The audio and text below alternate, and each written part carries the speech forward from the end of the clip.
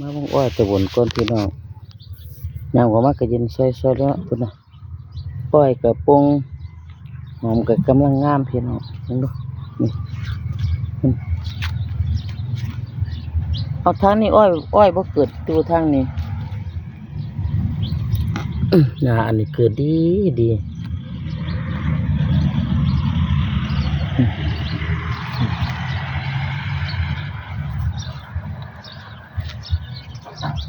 หอมปลูกแซมอ้อยไปน้ำอ้อยมีหม่องละนอสองนอที่เถาหรือจังใด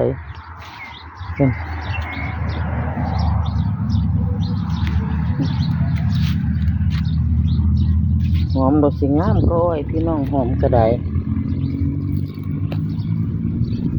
ลูกยาออกให้น้ำพุ่น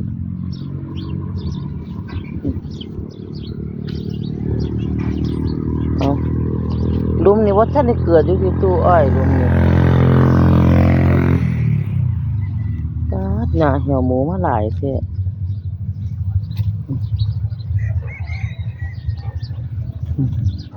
คุณซุ่มนี่จะได้หามาสามคือกันไม่ว่าซึ่งว่าท่านได้เกิดอยู่คุณนะนั่งหอมดูพี่น้องหอมดดงามหอมงามก็อ้อยพิกาเมนครับพี่น้องนี่ก็ปลูกหอมแดงควบคู่ไปน้ำว่าเสียไปพริกมาลงอยู่กับว่าได้ไปอุ้ยหลานเปิดน้ำมันก็ดู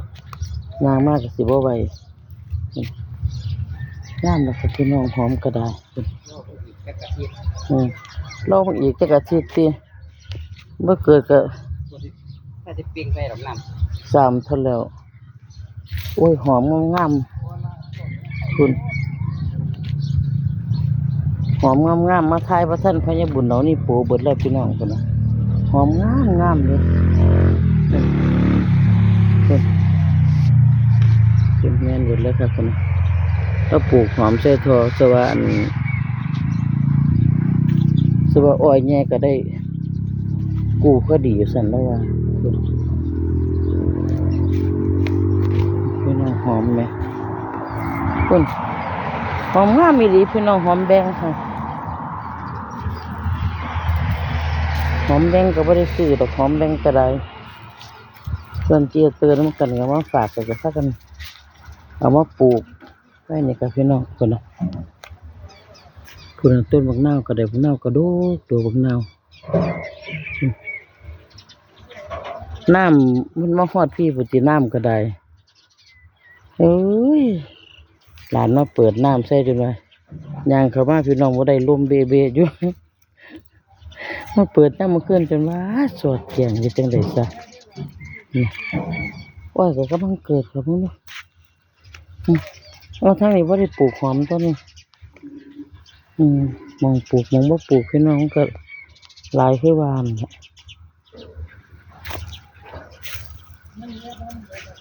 ป้าจะขักบ่ขักแม่เหยียบจนว่าลมโอ้ยเอ็มมาเอ้ยเป็น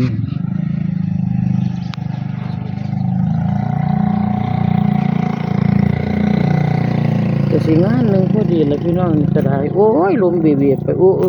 ยข่อยย่างมากคือลมพอมึงจะลมบ่คุณ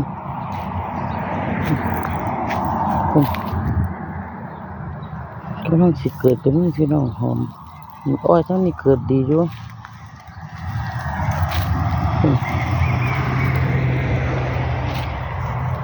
มันก็เกิดอยู่อ้อยเกิดอยู่แต่ว่าหอมนี่สิงามหอมงามคักน้องนี่จะเกิดหลายหอมก็ได้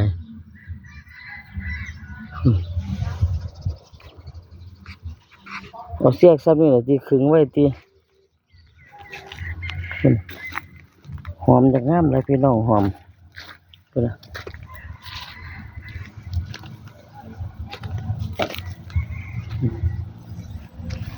ก็เกิดดอกข่อยว่าบางส่งเราเนี่ยเขาเกิดแล้วดิเนาะ อันนี้ได้ ฮะ ตามแล้ว ข้ามระบบ แล้ว โอ้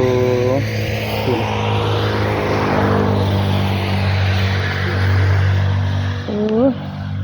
งามคักแต่หมองนี้ไหมคุณสายนี่หอมงามพี่น้องสายนี่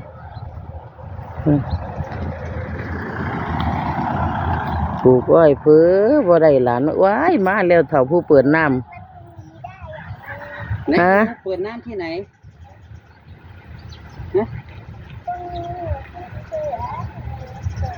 บ้านมันเปิด นี่ล่ะผู้เปิดน้ำนี่โอ้ยเบิดขึ้นเบิดวันนังวะจนว่าลมยางไปก็บ่ได้อืม เห็นไหม บรรยากาศ เปิดน้ำตา อืมบ้านอยู่ข้างๆภูเขานี่แหละค่ะขอบคุณทุกๆการรับชมค่ะ